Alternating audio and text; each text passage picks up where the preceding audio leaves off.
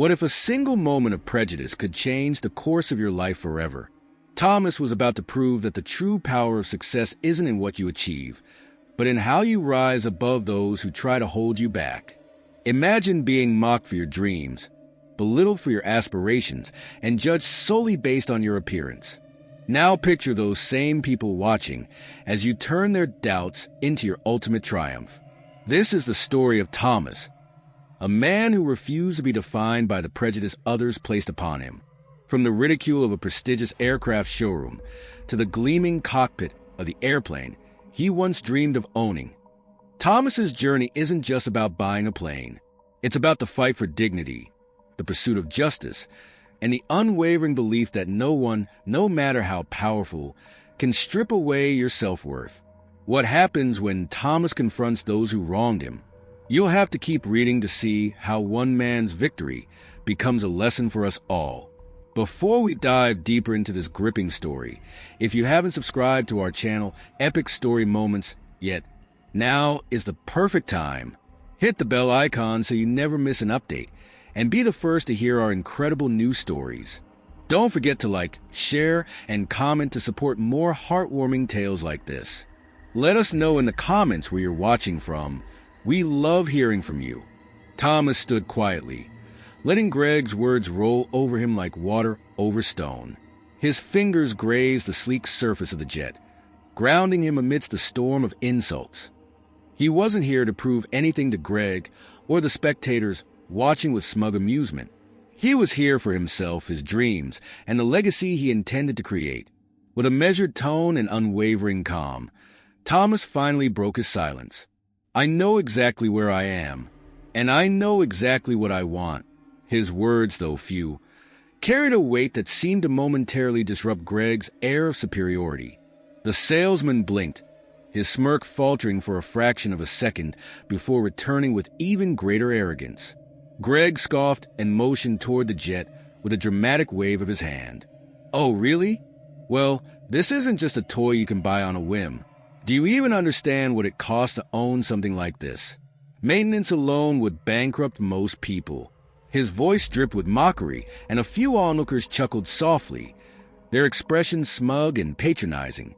Thomas straightened his posture, towering slightly over Greg, though his presence was anything but hostile. I understand more than you think, he said, his voice steady and calm. And I don't need your approval to pursue what I've worked my entire life for. Greg's condescending grin wavered once more, but his pride wouldn't allow him to back down. Well, in that case, let's not waste time. I'll get you the details. But don't say I didn't warn you when you see the numbers. Without waiting for a response, Greg turned sharply and walked toward a desk, his polished shoes clicking loudly on the marble floor. Thomas watched him go, his face unreadable but his resolve unshaken. The murmurs around the showroom grew louder. Some spectators whispered doubts about Thomas's intentions, while others sneered openly, convinced he was in over his head. Yet amidst the sea of judgment, one voice cut through the noise. "Excuse me, sir," a woman's voice called out softly. Thomas turned to see a middle-aged woman with kind eyes and a professional demeanor approaching him. Unlike the others, her gaze held no malice, only curiosity. "I couldn't help but notice the way they've been treating you," she said gently. "I'm Lisa, one of the senior sales associates here. If you have any questions about our aircraft or need assistance, I'd be happy to help." Her unexpected kindness took Thomas by surprise, but he quickly recovered and offered her a small smile. "Thank you, Lisa," he said sincerely. "I appreciate that." Lisa nodded and gestured toward the jet he had been admiring. "This model is one of our most efficient and versatile aircraft. It's an excellent choice for both personal and business use." As she began explaining the jet's features, Thomas listened intently, asking thoughtful questions that revealed his deep understanding of the industry. Lisa seemed impressed, her initial curiosity giving way to genuine respect. Meanwhile, Greg returned, holding a folder with the plane's specifications and pricing. His smirk was back in full force as he handed it to Thomas. "Here you go. Let's see if this changes your mind." Thomas took the folder without a word and began flipping through the pages.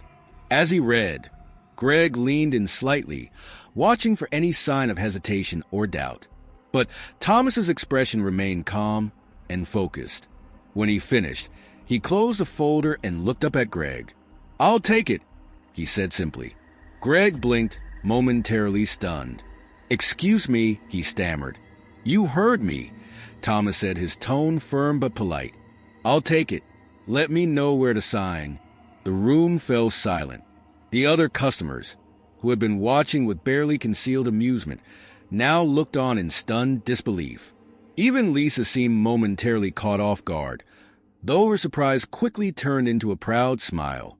Greg, on the other hand, was struggling to process what had just happened. But do you even... Thomas cut him off with a calm but authoritative voice. "I know what I'm doing, and I know my worth. Maybe it's time you start recognizing it too." Lisa stepped forward, her professionalism shining through. "Right this way, Mr. Thomas. We'll get everything finalized for you." As Thomas followed Lisa toward the office, the room buzzed with hushed conversations.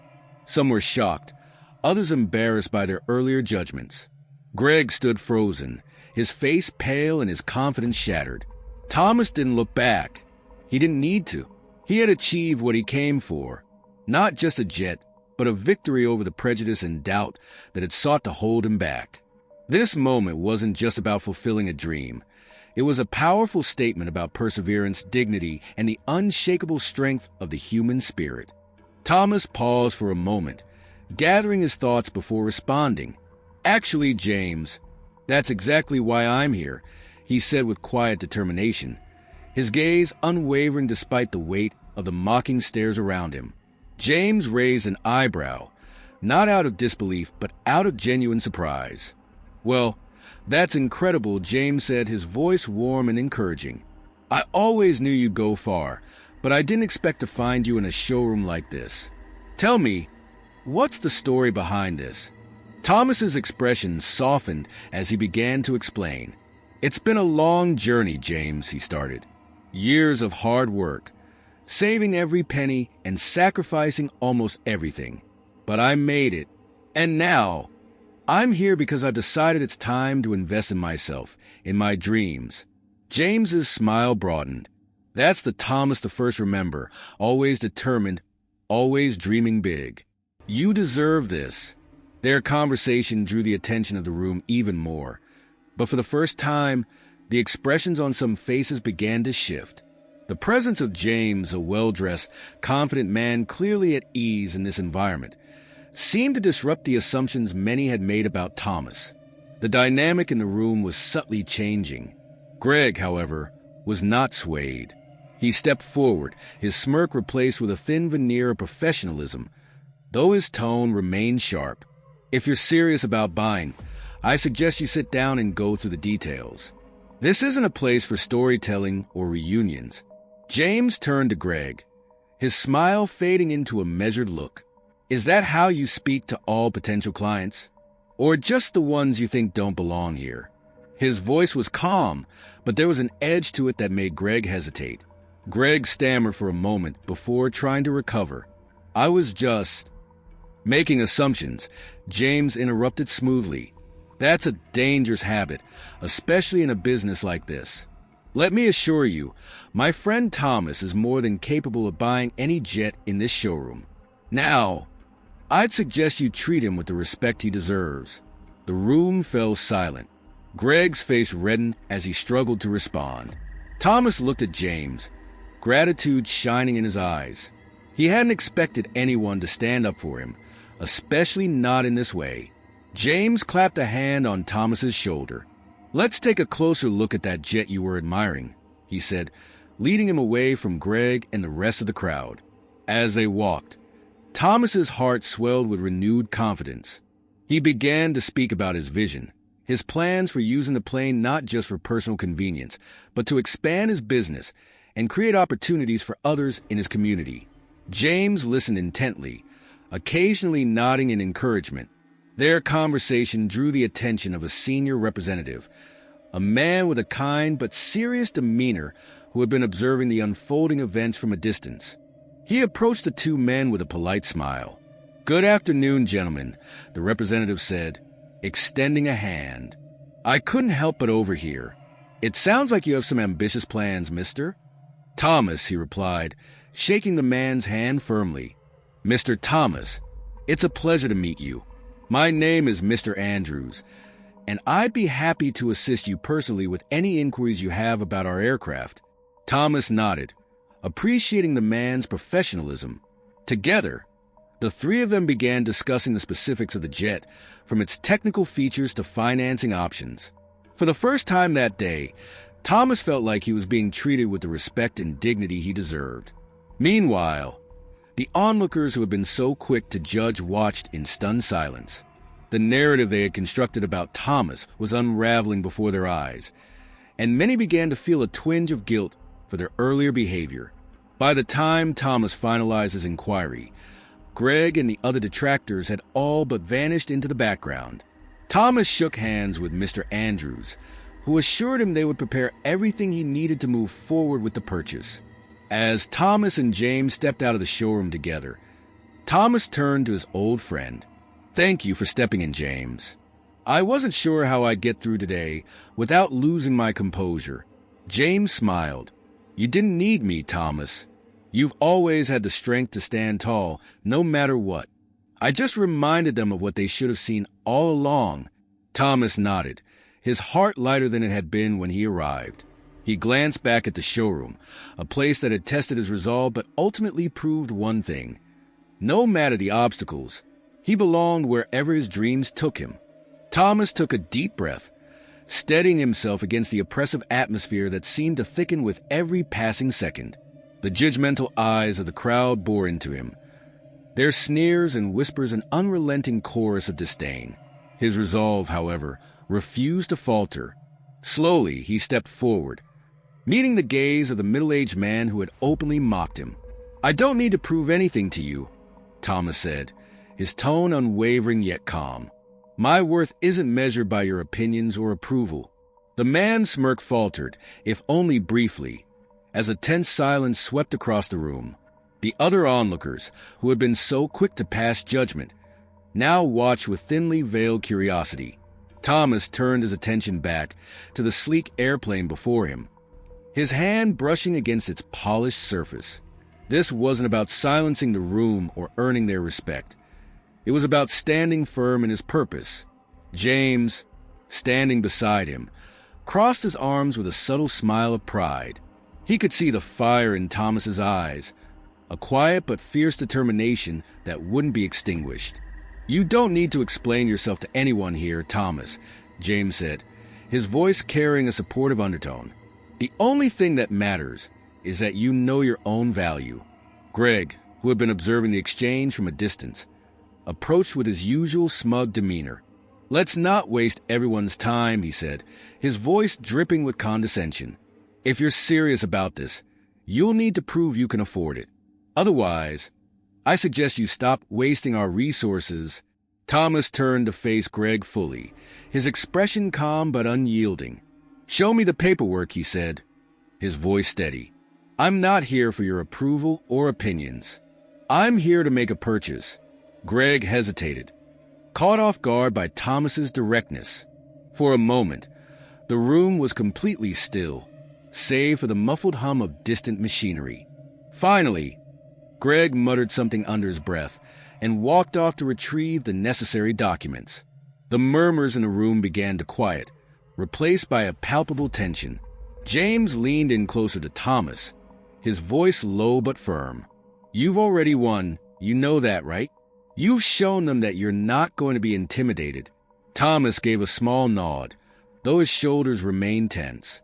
He wasn't here for a fight, but he also wouldn't back down from one. When Greg returned, he practically tossed the forms onto a nearby desk. "Fill these out," he said curtly. "Let's see if you can actually follow through." Thomas moved toward the desk without hesitation, his movements deliberate. Each stroke of his pen was a silent defiance against the negativity surrounding him. He could feel the eyes of the room still on him, but he no longer cared. This wasn't about them. It was about him, his journey, and the future he was building. As he handed the completed forms back to Greg, the room seemed to hold its breath. Greg examined the documents with a look of skepticism, but his expression quickly shifted to surprise. "Everything seems to be in order," Greg said reluctantly, his tone devoid of the mockery it carried earlier. Thomas met Greg's gaze, his own steady and unwavering. "I told you," he said simply. "I'm not here to waste anyone's time." The older man who had ridiculed him earlier folded his arms, his face flushed with a mix of embarrassment and frustration. The judgmental whispers that had filled the room earlier had now faded into an uneasy silence. Thomas stood tall, his presence commanding respect, even from those who had been so quick to dismiss him. James clapped a hand on Thomas's shoulder, his smile wide and genuine. "That's how you do it," he said, his voice filled with pride. As Thomas turned to leave, he paused for a moment, glancing back at the room filled with people who had doubted him. "For anyone wondering," he said, his voice carrying across the room, "your opinions don't define my success. I do." With that, he walked toward the exit, James by his side, leaving behind an air of quiet astonishment. Though the road ahead would still be filled with challenges, Thomas knew one thing for certain. He had reclaimed his dignity and proven, above all else, that he belonged exactly where he was. Thomas felt the weight of every glance in the room, but his resolve was unshaken. He turned to James, his voice steady but resolute. "Let's go," he said, and together they began walking toward the exit. The oppressive silence of the showroom was punctuated by faint whispers and the occasional disdainful glance, but Thomas paid them no mind. Inside, however, a fire was igniting, a fire fueled by determination and the desire to prove them all wrong. As they neared the exit, a mocking laugh echoed behind them. It was sharp, deliberate, and meant to provoke. Thomas froze in his tracks, his fists clenching involuntarily. Slowly, he turned to face the source of the sound. The middle-aged man from earlier stood there, his smirk dripping with condescension. "Oh, leaving so soon?" the man taunted, his voice loud enough to carry across the room. "I thought someone as ambitious as you would at least try to prove something.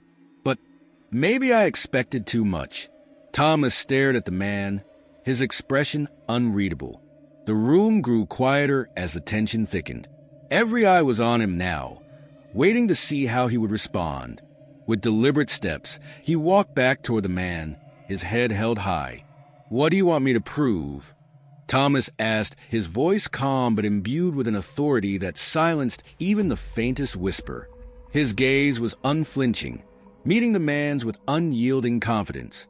"I didn't come here to entertain you or anyone else. I came here because I've earned the right to be here. What I deserve isn't up for debate." The man's sneer faltered for a brief moment, but he quickly recovered. "Nice speech," he replied dismissively, "but words don't buy airplanes." A faint smile tugged at the corner of Thomas's lips, a smile that wasn't of amusement, but one that spoke of someone who had faced far greater challenges than the one standing before him. Without breaking eye contact, he reached into the pocket of his shirt and pulled out a check. He held it up, making sure the figure was visible to everyone in the room. Gasps rippled through the crowd as the number on the check became clear. It matched the price of the airplane he had been inspecting. The room descended into a stunned silence. The mocking laughter, the disdainful murmurs, and the judgmental stares, all of it vanished as though it had never existed. The man's smirk disappeared, replaced by an expression of disbelief. Greg, the salesman who had been so dismissive earlier, stood frozen in place, his face pale with embarrassment. Thomas stepped closer to the man, holding out the check. His voice, calm yet cutting, resonated through the room. "You're right. Words don't buy airplanes. Money does. And I have exactly what it takes to turn my dreams into reality. So tell me, do you have anything else to say?" The man opened his mouth, but no words came out. His confidence had evaporated, leaving him floundering in the face of Thomas's unwavering determination. Slowly, Thomas lowered the check and turned his gaze to the room at large. "What any of you think of me doesn't matter," he said, his voice growing stronger with every word. What matters is that I know who I am, and I know what I deserve. If anyone in this room thinks I don't belong here, I suggest you take a hard look at yourselves before passing judgment. James stood behind him, a quiet smile of pride on his face. The room was heavy with the weight of Thomas's words, and no one dared to challenge him. Greg finally stepped forward, his earlier arrogance replaced by nervousness. "Sir, perhaps there's been a misunderstanding," Greg stammered, his voice shaky. "If you're serious about purchasing the aircraft, we'd be happy to assist you." Thomas turned to Greg, his gaze as sharp as a blade. "A misunderstanding? No. I think we both know exactly what's been happening here. Let me make one thing clear. I don't need your assistance. I'll take my business to a place that respects its customers." With that, Thomas turned and walked away, his steps measured and full of dignity. The silence in the showroom was deafening, but it was laced with discomfort and shame. Behind him, James followed, his expression one of quiet admiration. Once outside, Thomas stood by his old pickup truck, the weight of the day pressing heavily on his shoulders. The insults, the stares, and the disdainful laughter replayed in his mind like a cruel reminder of the battle he had fought. He gripped his phone tightly, his hand trembling slightly as he dialed a number. "Marcus," he said, his voice steady but laced with emotion. "I need you to come to the airport." Not long after, Marcus arrived. He stepped out of his sleek black car, his appearance exuding authority and refinement. His tailored charcoal gray suit fit perfectly, his polished black shoes gleaming under the sunlight. His piercing gaze scanned the gallery, quickly finding his father standing by the entrance. "Dad," Marcus called out, his voice deep and commanding. Thomas turned, and a faint smile broke through his otherwise solemn expression. Marcus approached with purposeful strides, his broad shoulders and confident demeanor radiating a sense of justice. "Are you all right?" Marcus asked, placing a reassuring hand on his father's shoulder. Thomas nodded faintly, but his silence spoke volumes. Marcus's gaze darkened as he looked toward the gallery. Without hesitation, Marcus walked into the showroom. The murmurs that had begun to rise again quickly turned into hushed silence as his presence commanded attention. Greg, now visibly uneasy, avoided Marcus's gaze, but there was no escape. "Are you in charge here?" Marcus asked, his voice calm yet brimming with authority. Greg flinched, struggling to maintain a facade of composure. The tension in the room was palpable, and every pair of eyes was now focused on Marcus. Marcus's gaze never wavered as he stood in the heart of the showroom, the air thick with tension. Greg, visibly nervous, shifted from foot to foot. "I'm just a sales associate," he stammered, his voice faltering as he attempted to regain composure. "If you're looking for more information, I can help." But Marcus cut him off, his voice icy and sharp. "You thought you had the right to treat my father like that? Your words and the words of those here weren't just insulting. They were discriminatory. I expect an apology now." Greg's face drained of color, his eyes darting nervously toward the other customers, searching for support, but no one stepped forward. The middle-aged man, who had mocked Thomas earlier, shifted uncomfortably, his once confident posture now slumped. He, too, seemed to feel the weight of Marcus's presence, and his arrogance evaporated. Greg swallowed hard and tried to steady his trembling voice. "Listen, we didn't mean any harm. Maybe it was just a misunderstanding." Marcus's tone grew colder, cutting through Greg's words like a knife. "A misunderstanding? That you looked down on my father simply because he dressed differently? A misunderstanding that you thought you had the right to decide who belongs here?" Greg froze, unable to find a defense. The room fell into an eerie silence, the air thick with discomfort. The few customers who had joined in the mocking now avoided Marcus's piercing gaze. The room was now completely still, save for Marcus's firm voice. "If there's no apology right now, I won't let this slide," Marcus declared. His tone was calm but unwavering. "I'm a lawyer. My father wasn't just insulted. He was subjected to blatant discrimination in a public business setting. I will pursue legal action against you and this company if necessary. The murmurs that had rippled through the room died down, replaced by an uncomfortable stillness. The company's representatives shifted uneasily, none daring to oppose Marcus. Greg, pale and shaken, finally bowed his head, his voice low and hesitant. I apologize if my words offended you, he muttered, barely meeting Thomas's eyes.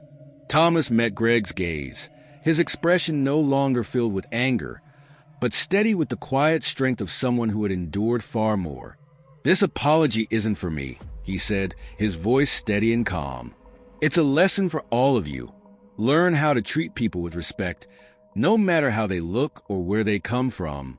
Marcus stood silently beside his father, his stern gaze sweeping over the room. He turned his attention to the group of customers who had mocked Thomas earlier. "What about you?" he asked, his voice carrying an undeniable authority. "Did you think you had the right to laugh at my father just because he doesn't look like you?" No one responded. The middle-aged man who had been the most vocal before mumbled something incoherent, then quickly lowered his head, avoiding Marcus's gaze. Several others hastily found excuses to leave the showroom, unwilling to endure the weight of his scrutiny any longer. Marcus turned back to his father, placing a reassuring hand on his shoulder. "Dad, let's go. They've seen enough." Despite his calm exterior, Marcus's resolve burned brighter than ever. He knew this wasn't just about a single act of disrespect. It was a reflection of a much deeper issue, one he was determined to fight, ensuring that no one would ever again look down on his father simply because of how he dressed or where he came from. When Thomas and Marcus left the showroom, it seemed as though the incident had ended. But for Marcus, it was far more than just a personal conflict. It was an insult to his father's dignity, honor, and basic human rights. He was determined to bring the truth to light.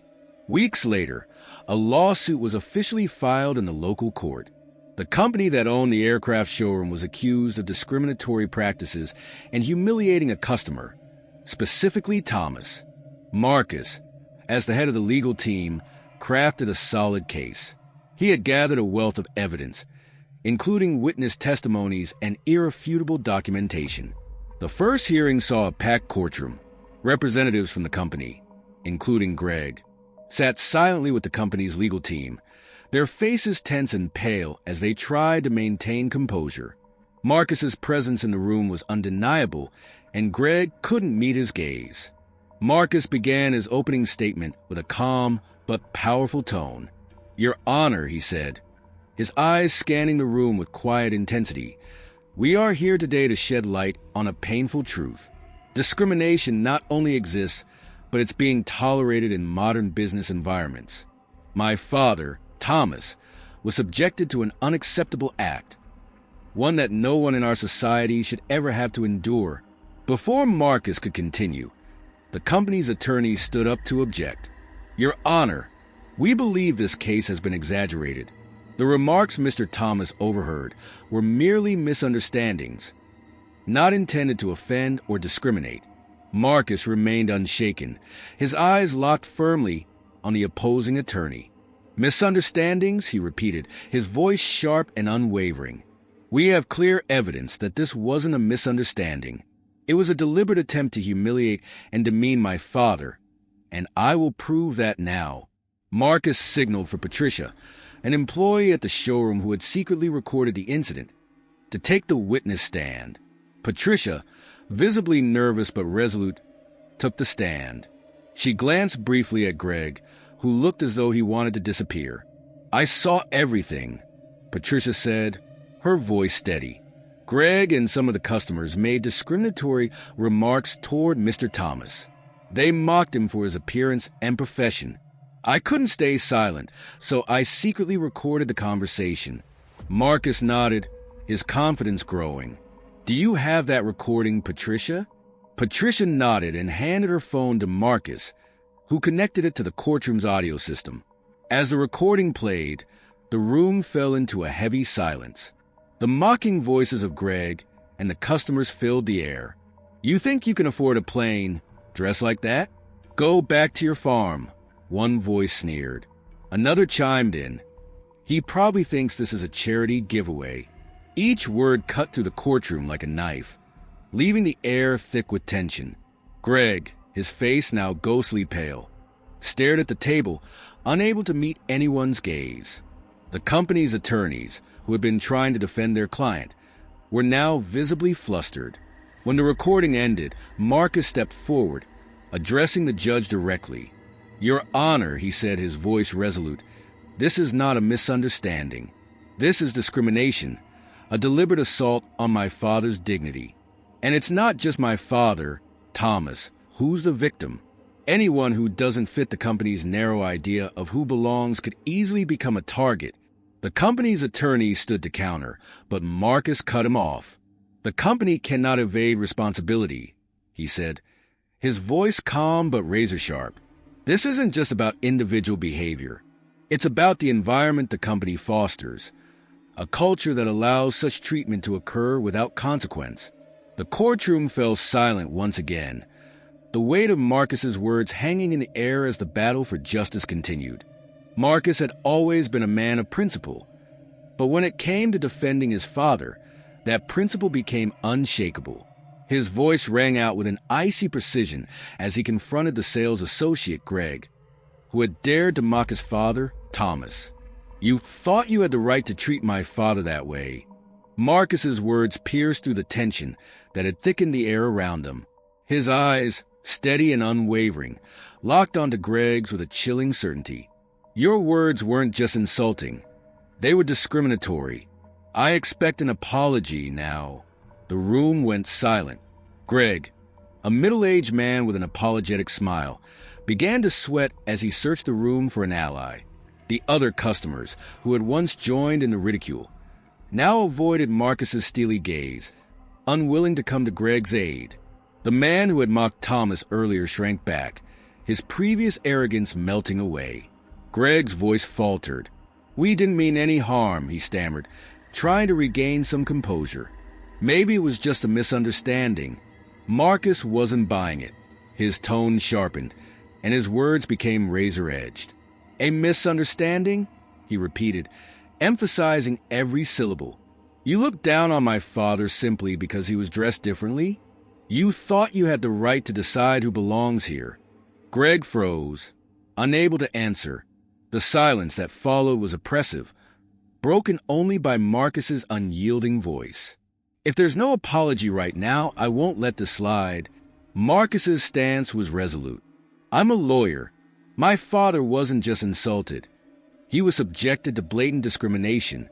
And if necessary, I will take legal action against you and your company." The murmurs of disbelief rippled through the room, but no one dared challenge Marcus. Finally, Greg bowed his head awkwardly. I apologize if my words offended you," he stammered, offering an insincere apology to Thomas. But Marcus wasn't satisfied. "This apology isn't for me," he said, his voice firm. "It's for you. It's a lesson for all of you to learn how to treat everyone with respect, no matter their appearance or background." Turning his gaze to the group of customers who had participated in the mockery, Marcus's voice grew colder. "What about you?" he demanded. "Did you think you had the right to laugh at my father because he's not like you?" No one responded. The man who had been the most vocal in his laughter now muttered something incoherent, shrinking into his seat. Others hurried to leave, eager to escape Marcus's piercing gaze. With the situation defused for the moment, Marcus placed a hand on his father's shoulder, offering a silent gesture of support. "Dad, let's go. They've seen enough." But Marcus knew this wasn't over. The incident at the showroom was just the beginning. He wasn't about to let this act of disrespect go unchallenged. A few weeks later, Marcus filed a lawsuit against the company.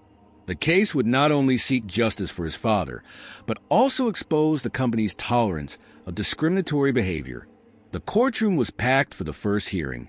Company representatives, attorneys, and employees were all present, including Greg, who sat quietly, visibly uncomfortable. Marcus stood before the judge, his expression calm but fierce. "Your Honor," he began, his voice resonating with authority, "we are here today to shed light on a painful truth. Discrimination is not only alive, but it is also tolerated in places of business." He glanced at Greg, who averted his gaze. "My father, Thomas, was subjected to humiliation that no one should ever have to endure. We will prove that this wasn't a misunderstanding, but a deliberate attempt to demean him." The company's attorney immediately rose to object. "Your Honor, we believe this case has been exaggerated. The remarks Mr. Thomas overheard were mere misunderstandings, not intended to offend or discriminate." Marcus's response was swift and sharp. "Misunderstandings?" He turned to face the attorney. "We have clear evidence that this was no misunderstanding. It was a concerted effort to humiliate my father, and I will prove that today." He signaled to Patricia, an employee at the showroom who had secretly recorded the incident. Patricia stepped forward, her gaze briefly meeting Greg's before she spoke with a calm resolve. "I saw everything," she said. "Greg and the customers made discriminatory remarks about Mr. Thomas. They mocked him for his appearance and assumed his profession. I couldn't just stand by, so I recorded the conversation." The courtroom fell into an uneasy silence as the recording began to play. Greg's words echoed through the room, each sentence more cutting than the last. "You think you can afford a plain dress like that? Go back to your farm. He probably thinks this place gives out freebies." The room was heavy with the weight of the words, and Greg's face turned white with embarrassment. When the recording ended, Marcus turned to address the judge directly. "Your Honor, this is not a misunderstanding. This is discrimination, a deliberate attack on my father's dignity. And it's not just my father who is a victim. Anyone who doesn't fit their ideal image can become a target." The defense team attempted to shift the blame, claiming that the remarks were isolated incidents. "We cannot be held responsible for individual actions that were not authorized by the company," one lawyer argued. Marcus stood firm. "This isn't about individual actions. It's about the environment the company fosters.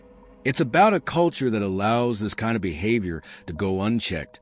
The judge, an older woman with a stern demeanor, listened intently to both sides before responding. "The evidence we've seen is troubling. Discrimination was not just tolerated, but enabled within this company. I advise you to reconsider your position and consider a reasonable settlement." The company's legal team huddled, clearly rattled, but Marcus wasn't done. "My father didn't come here for a token apology or empty promises. He came here for the respect and dignity that were taken from him. And we won't stop until justice is served." The courtroom grew still, and after a brief discussion, one of the company's lawyers stood. "We're willing to discuss settlement terms," he said, his voice low and reluctant. The judge nodded. "Good. We'll proceed with settlement discussions in the next session. But let me make one thing clear. If a satisfactory resolution isn't reached, this case will go to trial and justice will be served." As Marcus and his father left the courtroom, he whispered to Thomas, a faint smile on his lips, "We're on the right track, Dad." But deep down, Marcus knew that this was just the beginning of their fight for justice. The final day of the trial was a momentous one.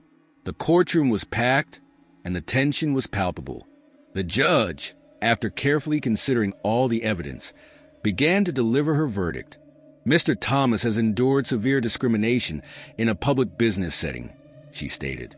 The recorded statements presented in court reveal not only offensive behavior, but also a culture of tolerance for misconduct within the defendant company.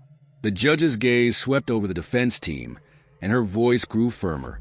"This behavior violates fundamental principles of fair business practices and human rights laws. The defendant company is directly responsible for these acts of discrimination and harassment. The company is ordered to pay a substantial fine of $500,000, which will go toward compensating Mr. Thomas and funding programs to promote equality and combat racism."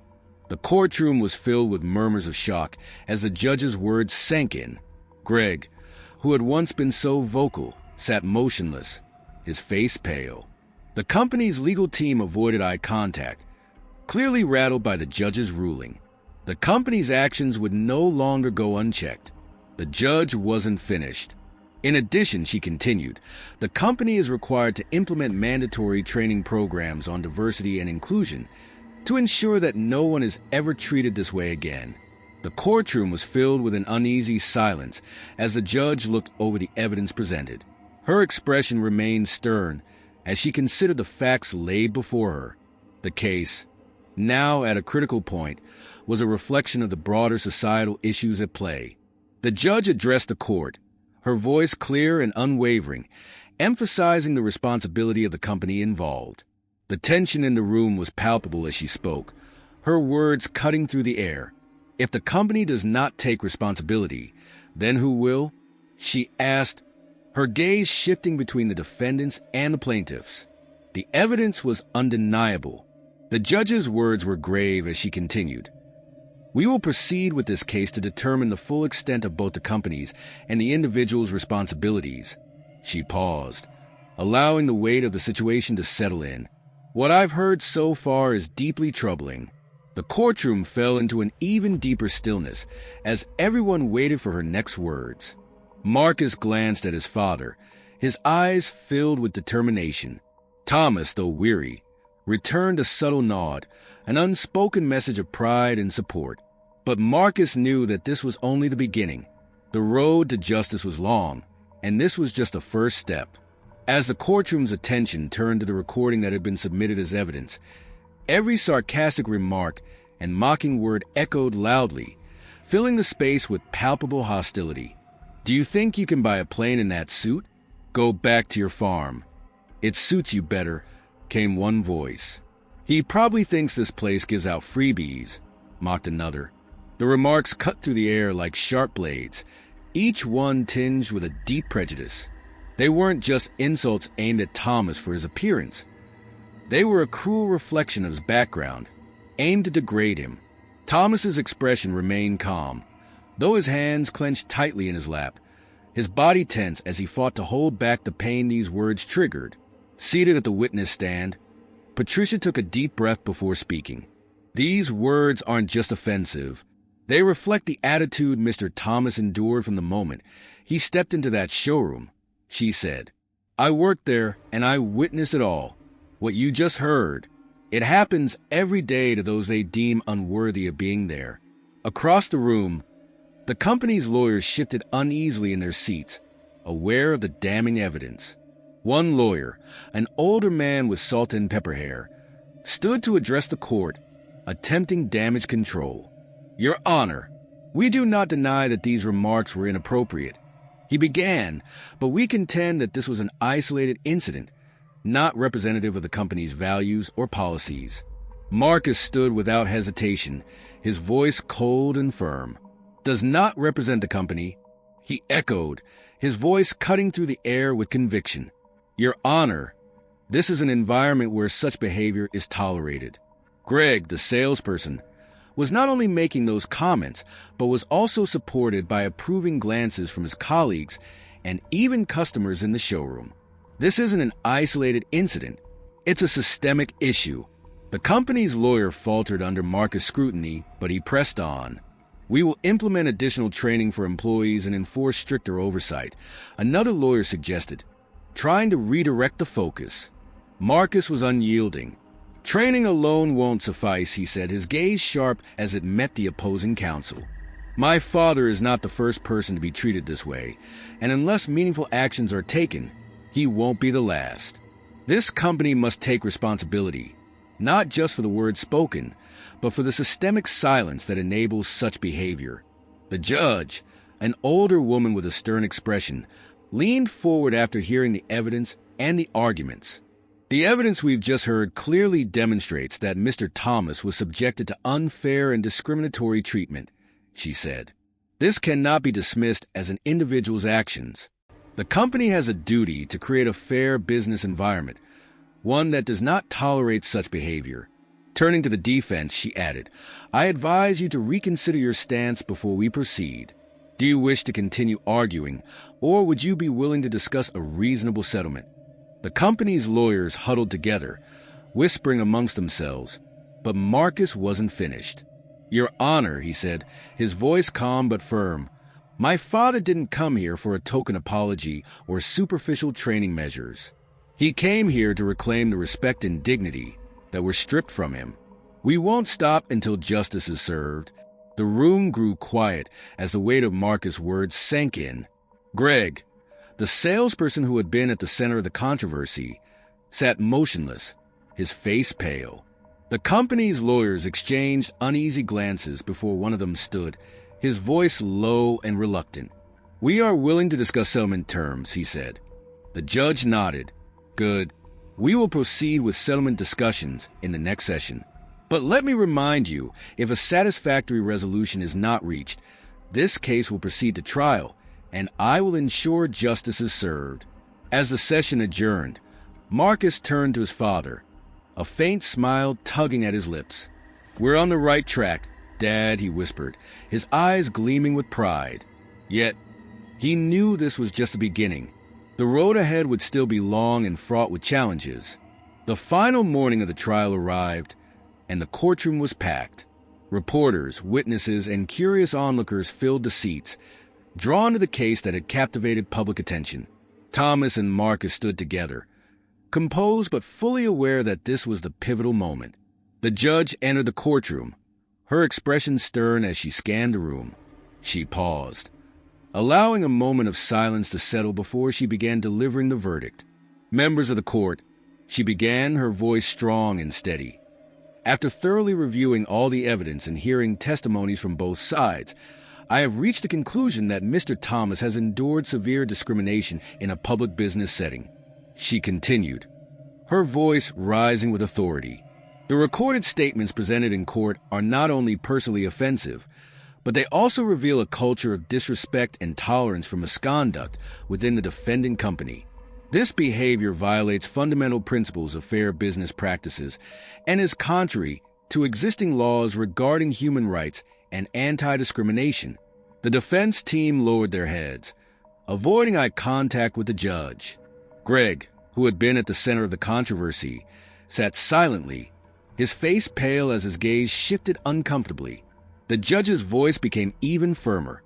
"Therefore, I declare that the defendant company is directly responsible for acts of discrimination and harassment against Mr. Thomas. The company is ordered to pay a substantial fine of $500,000. This amount will be used to compensate Mr. Thomas and fund programs promoting equality and combating racism." A low murmur spread throughout the courtroom, the weight of the decision settling heavily on the defendants. But that was not the end of it. The judge's next words carried even more significance. In addition, the company is required to implement mandatory training programs on equality and anti-discrimination for all employees. These programs will be supervised by an independent body to ensure their effectiveness. Marcus allowed himself a small, satisfied smile. This was what he had hoped for from the start. Not just financial compensation, but a real, lasting change in the company's culture. The judge turned her gaze toward the company's representatives, her expression reflecting clear disappointment. "I also mandate that the company issue a public apology to Mr. Thomas, both in writing and across media platforms. An apology is not just an acknowledgement of wrongdoing. It is a first step toward rebuilding trust with the community." The room fell silent once again as the judge struck her gavel, signaling the end of the proceedings. As Thomas and Marcus left the courthouse, they were greeted by a throng of reporters, cameras flashing in every direction. But Thomas paid them no mind. He felt only relief and pride, knowing that his dignity had finally been restored. Standing beside him, Marcus looked out at the crowd, his voice steady as he spoke to the reporters. "Justice is not just something we seek. It's something everyone deserves." And today, justice was served. The sunlight seemed brighter as they left the courthouse, the shadows of the past finally behind them. The world outside had changed for them, and they had fought hard to make it so. Thomas stood before the aircraft he had once been mocked for aspiring to own. The sense of triumph was not just in acquiring what he had longed for, but in doing so on his own terms, without succumbing to the judgment of others. It was a victory that went beyond material possession. It was a victory of self-respect and unwavering resolve in the face of prejudice. As he turned his gaze back toward the showroom, the place where his dreams had once been mocked, he noticed the faces of those who had ridiculed him. They now stood in silence, their expressions heavy with remorse. Thomas offered them a brief, almost imperceptible smile, a silent acknowledgement that they no longer held any power over him. He turned away, leaving behind everything that had once sought to diminish his worth. Above him, the clear blue sky stretched endlessly, a symbol of his newfound freedom. The airplane he had just purchased was more than just a machine. It was a representation of everything he had fought for, a testament to his self-respect and his refusal to bow to prejudice. The aircraft glided smoothly across the azure expanse, its sleek body reflecting the radiant sunlight, with the logo of a rival company glistening brightly on its side. This was the company that had treated Thomas with the respect and professionalism he deserved, offering him the dignity he had always been denied elsewhere. Inside the spacious cabin, Thomas sat quietly, gazing out the window. His eyes were filled with pride and fulfillment, emotions that had been hard-earned. Beside him sat Marcus, his steadfast companion throughout this challenging journey, offering silent support.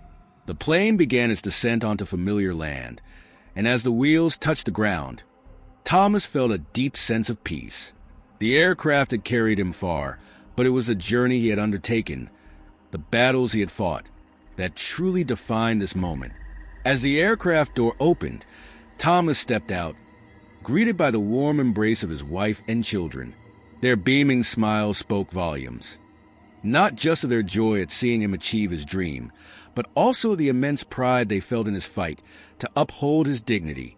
His wife stepped forward, taking his hand, her eyes sparkling with admiration. "You did it," she whispered, her voice filled with both encouragement and boundless love. His children, dressed neatly, rushed to embrace him, calling his name with a mix of reverence and joy, their voices filled with the recognition of their father's strength and perseverance. That evening, the Thomas family gathered around their dining table. The warm glow of the lights filled the room, casting a soft ambience as they shared a meal together. Their conversation wasn't just about the triumph of the day. It was about the lessons learned from Thomas's arduous journey. He spoke openly about the scornful looks, the harsh words, and how, despite everything, he had faced them with unwavering confidence and determination. "I'm not a perfect man," Thomas said, his gaze meeting each family member's eyes.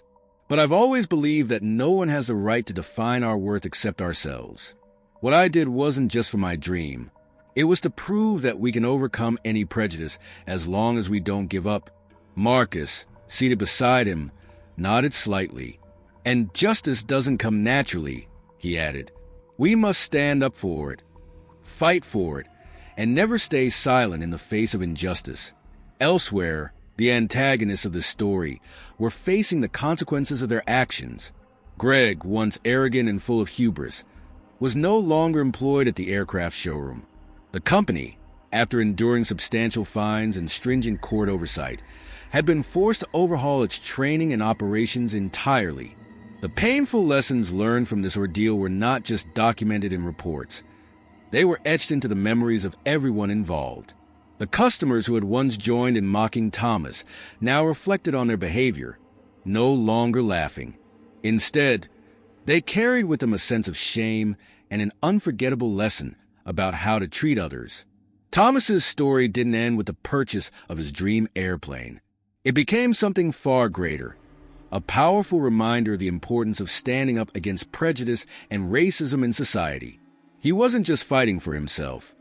He was fighting for those who lacked the voice or strength to confront injustice. His journey was a beacon of hope for anyone who had been belittled, judged, or pushed aside simply for being who they were. As Thomas boarded his airplane once more, he carried with him not just the realization of a dream, but the pride of a journey that had proved determination and self-respect could break any barrier. Soaring through the azure skies, his airplane was more than just a mode of transport. It was a symbol of the power of justice and the strength that comes from believing in oneself. Thomas's journey was not merely a tale of purchasing an aircraft. It was a profound lesson in resilience, self-respect, and courage in the face of injustice. It reminds us that, regardless of judgment or scorn, a person's worth does not lie in the eyes of others, but in their own belief in themselves and their relentless effort to rise above the challenges they face. And that's the question. What would you do if you were in Thomas's position? How would you react in the face of such prejudice and injustice? Share your thoughts in the comments below. If you enjoyed this story and want to see more meaningful content, don't forget to like and share it with your friends. Subscribe to the channel to never miss any future videos. Thank you for watching, and I look forward to seeing you in the next one.